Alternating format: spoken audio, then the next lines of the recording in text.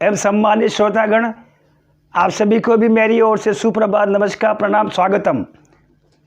आज के व्याख्यान प्रस्तुतिकरण में बीएससी भाग तृतीय के समस्त विद्यार्थियों का हार्दिक अभिनंदन। प्रिय विद्यार्थियों, जिस विषय पर आज हम अपना व्याख्यान प्रस्तुत करने जा रहे हैं उसका शीर्षक है चयन नियम रैखिक स्पेक्ट्रम एवं आणविक स्पेक्ट्रम के लिए।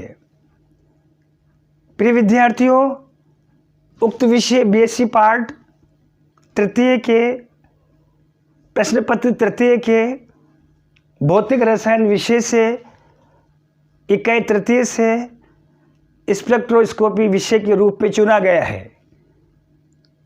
आज का जो व्याख्यान चयन नियम रैखिक एवं आणविक स्पेक्ट्रम के लिए उससे संबंधित विभिन्न प्रमुख अभिग्रहितों, प्रमुख बिंदुओं और वैज्ञानिक नियमों पर आधारित हम अपना व्याख्यान प्रस्तुत करेंगे। पुनः संक्षिप्त में स्पेक्ट्रम से संबंधित जानकारी जो विगत व्याख्यानों में हमने प्रतिपादित की थी, प्रस्तुत की थी, उसी से संबंधित स्पेक्ट्रम के बारे में अपने व्याख्यानों को पुनः दोहरा देना चाहता हूं, जिसमें स्पेक्ट्रम, भौतिक स्पेक्ट्रोस्कोपी और स्पेक्ट्रम वह वैज्ञानिक प्रक्रिया है, वो प्रारूप है जिसके अंतर्गत जब श्वेत प्रकाश को विवर्तन, ग्रेडिंग अथवा प्रिज्म के माध्यम से गुजारा जाता है, तत्पश्चात निर्गमित विकिरणों को फोटोग्राफिक प्लेट पर जब प्रेक्षित किया जाता है, ऐसी स्थिति में श्वेत प्रकाश विभ्योर अलग अलग रंगों के रूप में वर्ण विक्षेपण की प्रक्रिया के द्वारा अलग अलग पट्टिकाओं के रूप में प्राप्त होते हैं। इसे स्पेक्ट्रम कहा जाता है। बहुवचन स्पेक्ट्रम का स्पेक्ट्रा होता है। विगत व्याख्यानों में हमने यह भी प्रतिपादित किया था, यह भी प्रस्तुत किया था, स्पेक्ट्रम जो है प्रमुख रूप से दो प्रकार के होते हैं, जिसमें एक उत्सर्जन था, एक अवशोषण स्पेक्ट्रम था। प्रिय विद्यार्थियों, उत्सर्जन स्पेक्ट्रम में जब उस पर उत्सर्जन स्पेक्ट्रम वो स्पेक्ट्रम होता है जिसमें जब अत्यधिक उच्च ऊर्जा वाले पदार्थ को जब अतिरिक्त ऊर्जा प्रदान की जाती है, ऐसी स्थिति में जब निर्गमित विकिरणों को जब रेडिएटर के माध्यम से जब हम फोटोग्राफी प्लेट पर स्पेक्ट्रम प्राप्त करते हैं, ऐसा स्पेक्ट्रम उत्सर्जन स्पेक्ट्रम कहलाता है। इसी क्रम में अवशोषण स्पेक्ट्रम में कम ऊर्जा वाला जो पदार्थ होता है, उस कम ऊर्जा वाले पदार्थ को हम अतिरिक्त ऊर्जा प्रदान करते हैं।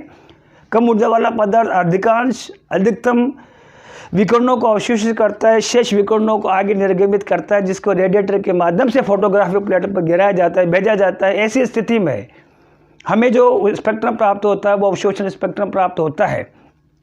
इन दोनों स्पेक्ट्रमों, उत्सर्जन और अवशोषण स्पेक्ट्रमों को पुनः आगे सतत और असतत स्पेक्ट्रम में विभाजित किया गया था और इन दोनों स्पेक्ट्रमों को आगे पुनः रैखिक स्पेक्ट्रम और बैंड स्पेक्ट्रम, रैखिक स्पेक्ट्रम का एक अन्य नाम परमाणविक स्पेक्ट्रम था और बैंड स्पेक्ट्रम का एक अन्य नाम आणविक स्पेक्ट्रम भी था।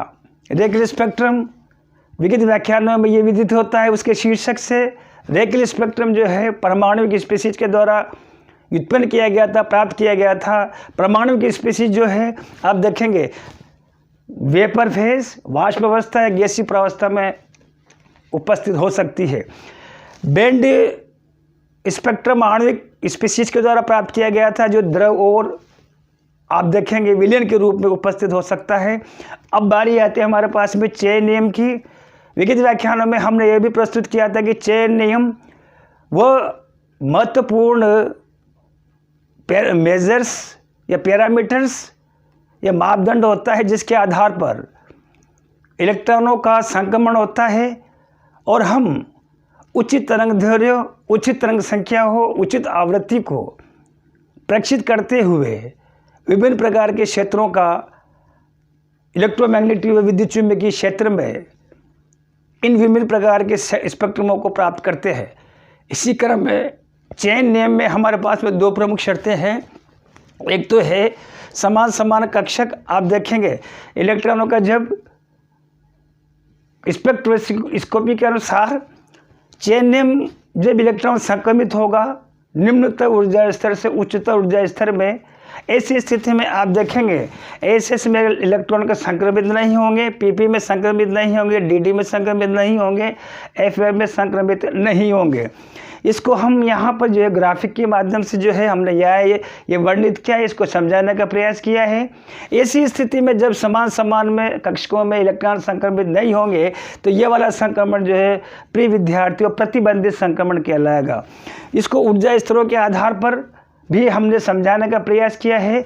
यहाँ पर विभिन्न कक्षकों की ऊर्जा स्तरों को मानो 1s 2s 2p 3s से आप देखेंगे, ये यहाँ पर जो देखेंगे ये इस स्थिति में 1s से 2s जो है ये मैंने क्रॉस लगा रखा है। एस कक्षा का अगले वाले 2s कक्षक में जो है इलेक्ट्रॉन का संक्रमण नहीं होगा। इसी तरह से आप देखेंगे 2s का 3s में नहीं होगा। अर्थात जब समान कक्षक जब संक्रमण में प्रयोग में लिए जाते हैं ऐसी स्थिति में इलेक्ट्रॉनों का संक्रमित जो है नहीं होगा। चेन नियम ये बताता है ऐसा संक्रमण प्रतिबंधित संक्रमण कहलाएगा। इसी क्रम में आप देखेंगे यहाँ पर यदि हम विपरीत प्रकृति के यहाँ पर देखेंगे, विपरीत प्रकृति के हम यहाँ पर जो है हम कक्षक प्रयोग में लेते हैं, एस का पी में, पी का डी में। आप देखेंगे आकार और आकृति में ये कक्षक अलग अलग प्रारूप के होते हैं। ऐसी स्थिति में जो है चेन नियम जो है ये बताना चाहता है कि रेखीय स्पेक्ट्रम या बैंड स्पेक्ट्रम या अणु की स्पेक्ट्रम प्राप्त करने के लिए इनमें जो है संक्रमण जो है अनुमत होगा। इस प्रकार का संक्रमण चेन नियम के अनुसार जो है सलेक्शन रूल के अनुसार जो है अनुमत संक्रमण होगा। इसको मैंने यहाँ पर जो है कक्षकों के विभिन्न ऊर्जा स्तर को लेकर के समझाने का प्रयास किया है। 1s से 2p में जो है आसानी से संक्रमण होगा, इसी तरह से 2s का 3p में जो है आसानी से संक्रमण होगा। और मैंने यहाँ पर जो है राइट का जो है निशान भी जो है मैंने यहाँ पर जो है लगा रखा है। अगले वाली बारी जो हमारी आती है अवशोषण उत्सर्जन स्पेक्ट्रम की क्वांटम यांत्रिकी शर्तें। प्रिय विद्यार्थियों, अवशोषण और उत्सर्जन स्पेक्ट्रम फोटोग्राफिक प्लेट पर कब प्राप्त होगा इसको समझने के लिए हम किसी भी परमाणु या आणविक स्पीसीज में हम यहाँ पर जो है दो ऊर्जा स्तरों की परिकल्पना करते हैं। दो ऊर्जा स्तरों को हम यहाँ पर श्याम पट्ट पर अंकित करते हैं।